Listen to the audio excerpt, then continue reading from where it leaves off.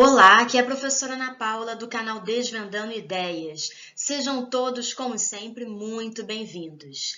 Nesse mês de julho, pessoal, nós vamos comentar algumas questões da prova do Enseja de 2020. E se você que vai prestar a prova do Enseja para o ensino médio achou que a gente só ia ficar no ensino fundamental, negativo, nós não esquecemos de vocês. Nós vamos comentar a prova de Ciências Humanas e suas tecnologias, não vamos comentar essa prova toda, vamos comentar as principais questões ligadas à área de geografia.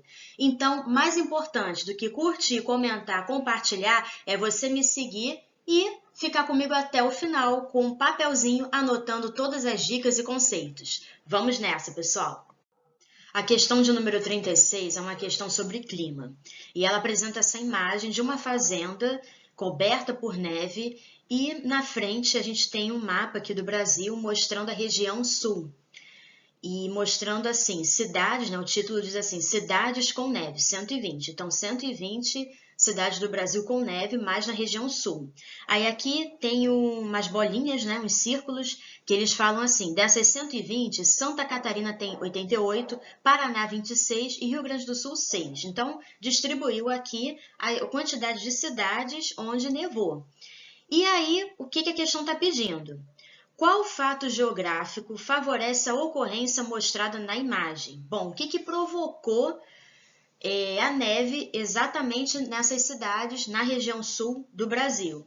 Letra A, massa de ar formada na região polar. B, maritimidade derivada da extensão do litoral.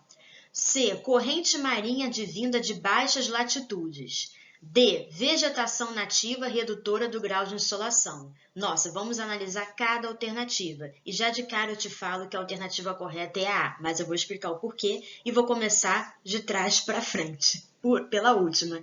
Vegetação nativa redutora do grau de insolação. Nevou por conta da vegetação? Será que a vegetação para nevar depende de uma vegetação que reduz o calor? Não. Envolve muitos outros processos. Não tem nada a ver. Então, pode cortar a letra D. C. Corrente marinha advinda de baixas latitudes. A corrente marinha até poderia ajudar nesse processo, mas tem uma coisa aqui que está errada. Baixas latitudes. Vocês sabem o que são baixas latitudes? Pois é. Quanto menor a latitude, mais alta a temperatura. E se a gente tem altas temperaturas, mais próximas da linha do Equador, será que a gente tem um ambiente, um clima propício para a gente ter neve? Não, a gente vai ter tropical, a gente vai ter clima tropical, a gente vai ter clima quente, úmido, então negativo. Então não pode ser a letra C. B, maritimidade derivada da extensão do litoral. Olha só, a maritimidade, ela está relacionada mais à região costeira, mais à parte costeira. Só que qual é o sentido da maritimidade como fator geográfico para se nevar, para interferir no clima? É exatamente mostrar o quanto o mar, o quanto os oceanos retêm de calor em comparação à continentalidade, aos continentes, e mostrar o quanto a maritimidade, o quanto o mar pode influenciar na amplitude térmica, ou seja, na variação de temperatura. Então, aqui está falando de variação de temperatura, aqui está falando de uma parte mais costeira, e isso se reflete mais na região sudeste, mais na região nordeste. Como está associada aí a neve, não faz sentido. Entendeu? A maritimidade é muito mais no sentido de retenção de calor em comparação aos continentes. E qual o potencial, qual a capacidade do continente, do mar, de reter calor, de interferir na amplitude térmica. Então, não tem nada a ver aqui. Por que é a letra A? Massa de ar formada na região polar. Não nos esqueçamos o seguinte, que a região sul, ela fica próximo à Antártida, né? Então, ela está próxima a toda essa dinâmica de massas de ar desse polo, né? Dessa parte, dessa região polar, dessa parte mais fria mesmo do continente, né? Por quê? Porque também você vai ter altas latitudes, você vai estar próxima, você vai estar distante da linha do Equador. Então, os polos eles vão receber, eles vão ser a parte, né, do nosso planeta que vai ser mais fria, né? Baixas temperaturas. Então, essa é a resposta correta, é a letra A. Na questão anterior, eu falei tanto de latitude, mas eu acredito que eu devo ter confundido vocês. Então, eu separei aqui para ficar bem didático esse mapa aqui, essa figura, esse mapa mesmo, né, que eu peguei da internet, exatamente para mostrar para vocês essa dinâmica. Onde a gente tem alta latitude, Círculo Polar Antártico, Círculo Polar Ártico, Norte e Sul, a gente vai ter exatamente baixas temperaturas. Alta latitude, baixas temperaturas. Baixas temperaturas a gente vai ter muito frio. Reparem só nos países, né, e principalmente nessa parte sul do Brasil, que vai ser mais propícia a receber essa dinâmica de massas de ar frias, né? Reparem como exatamente essa parte, né? Tanto do Brasil, como também Canadá, Estados Unidos e Rússia também, como são partes que vão nevar, né? Partes que vão ter temperaturas baixas. E quando eu me aproximo da linha do Equador, conforme vou me aproximando, essa temperatura, ela fica alta. A gente tem a baixa latitude, a linha do Equador é a nossa referência. E se eu tenho altas temperaturas, eu tenho baixa latitude. Se eu tenho alta latitude, eu tenho baixas temperaturas, eu tenho frio. E cada vez que eu me aproximo da linha do Equador, eu tenho um clima tropical, um clima mais quente. Então, aí a gente pode associar principalmente o continente africano, a maior parte dos países, e também o Brasil, que está em sua maior parte nessa zona de baixa latitude.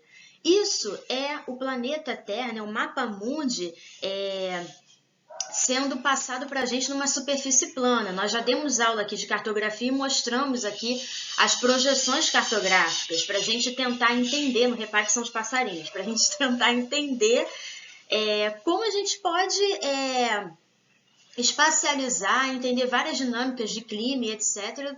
Da superfície terrestre. Só que, veja bem, quando a gente fala dessa baixa latitude, alta latitude, o que isso tem a ver? Porque no norte e no sul é mais frio, baixas temperaturas, e nesse meião aí, falando na linguagem de vocês, nesse meio aí, é bem quente e a gente tem altas temperaturas. Gente, aqui a gente está vendo o planeta Terra na superfície plana, mas a Terra não é plana.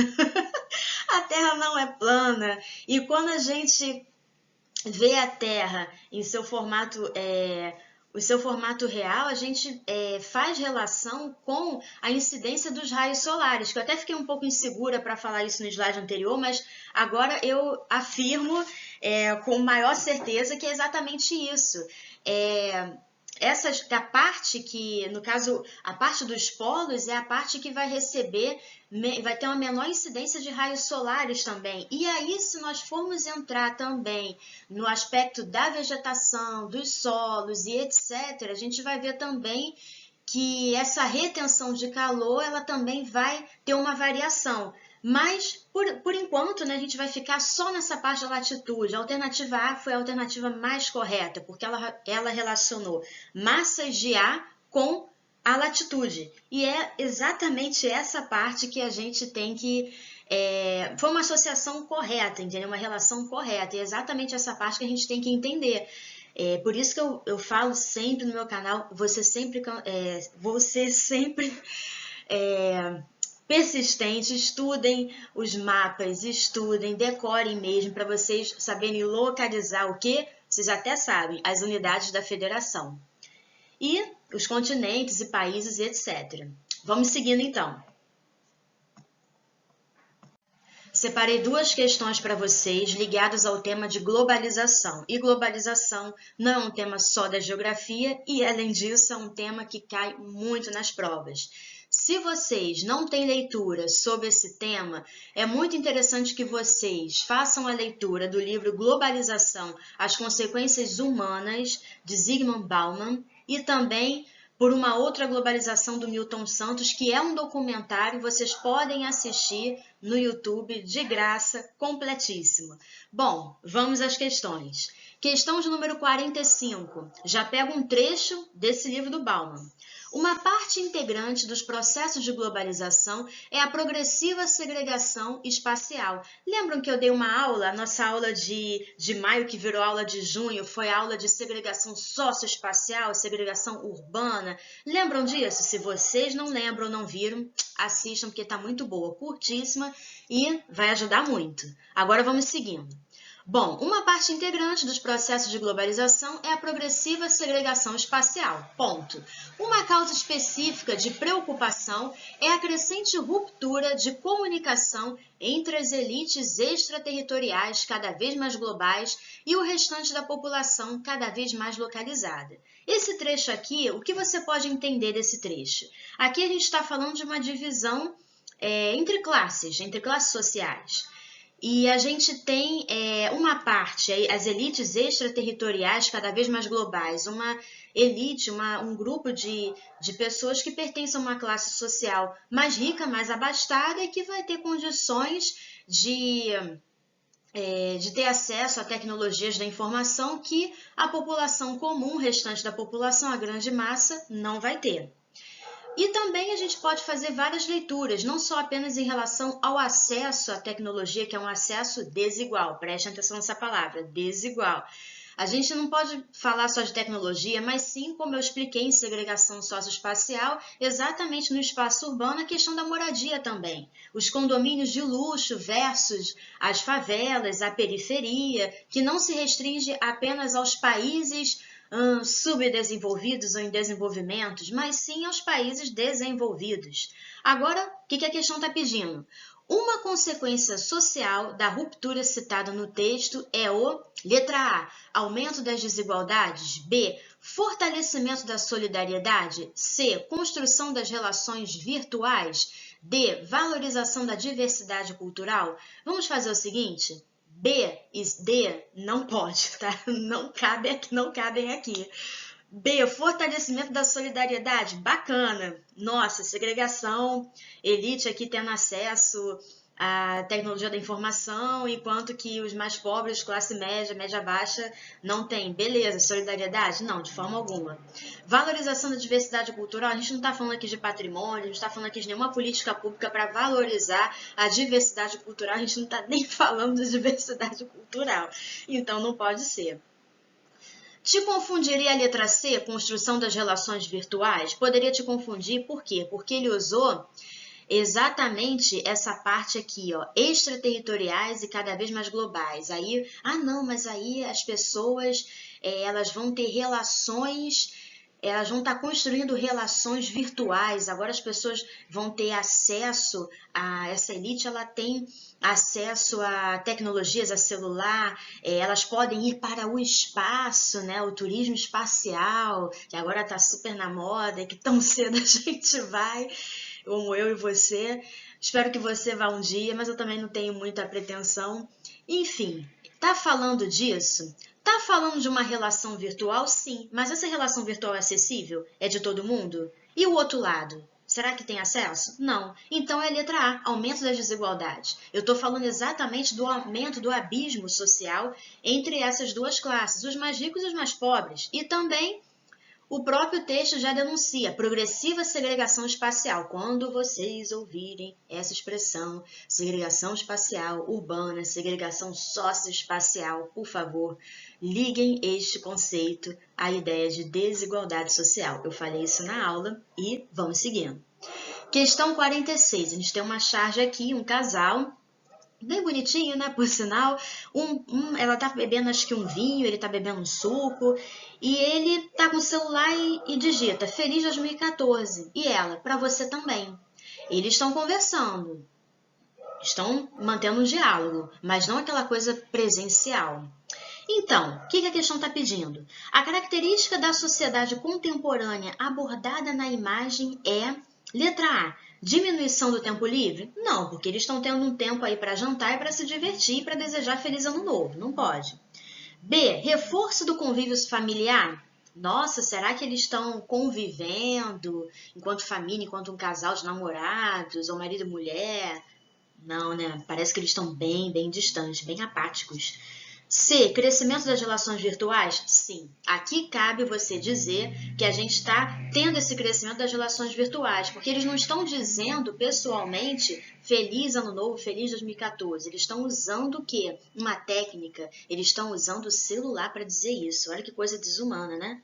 D, valorização das festividades tradicionais. Vocês estão vendo aí uma festa junina? Vocês estão vendo aí um folclore? Não, então, por favor, nem tentem marcar D. Resposta correta é a letra C e sigamos. Questão de número 47. Trabalhadores chineses ganham 1 centavo de dólar por cada boneca da Disney produzida por eles. Quem vai ao mundo encantado da Disney nem imagina que para os chineses que fabricam os brinquedos da marca, o encanto passa longe. Pagamento e condições de trabalho dignos também. Eles recebem pouco mais de 1 centavo de dólar por item produzido. Aí ao longo do texto vai falando que eles produzem uma boneca da princesa Ariel Singing Sparkle e ganham muitíssimo pouco. Bom, quando a gente já vê no enunciado, não aconselho muito a fazer isso não, mas se você tiver com um tempo muito corrido para fazer a sua prova, já essa questão, já esse texto aqui já revela a ideia, né, o título também da questão. Então, o que a questão está pedindo? No texto, a localização da produção de bonecas da Disney é explicada pelo letra A, diversificação de hábitos de consumo. B, autorização da imigração de operários. C, estabelecimento de isenção de tributos. D, barateamento do custo da mão de obra. Olha só, aqui está falando de uma boneca, Princesa Ariel, tá? E ela é produzida para ser comprada na Disney. Só que ela é produzida por quem? Por chineses. E os chineses, por que eles produzem? Não tem retorno, péssimas condições de trabalho, essa é a ideia. Mas por que exatamente os chineses fabricam essa boneca? Fabricam a Princesa Ariel? Bom, vamos lá, vamos tentar entender.